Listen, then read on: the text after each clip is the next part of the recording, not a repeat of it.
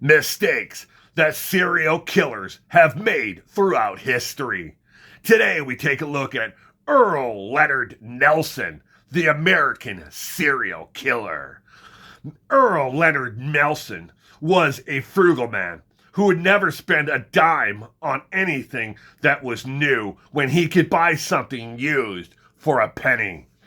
At the time that Earle Nelson was out killing in America, it wasn't common for every household to have separate bathtubs. They usually would have one communal bathtub and pour it for each individual, or adult and then children would share it. And showers were considered a luxury item.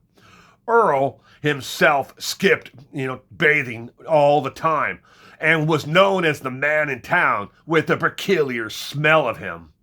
Earl jumped around from flop house to flop house, room to rent, and low-life, dilapidated apartments and motels. The last victim Earl actually killed, he did so while out running errands. It was a spur-of-the-moment kill. He hadn't picked out this victim earlier. Well, after killing this victim, Earl calmly walked into a barber shop and asked to have his hair cut.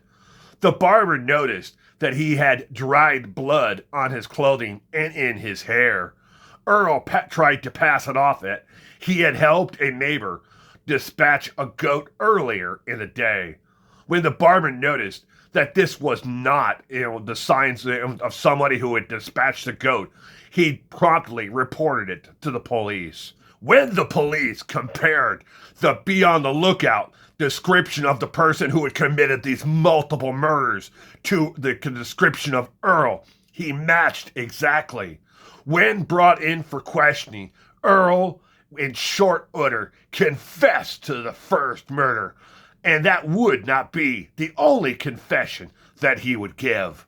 This is how Earle Nelson would eventually be caught, prosecuted, and sent away for the crimes that he had committed.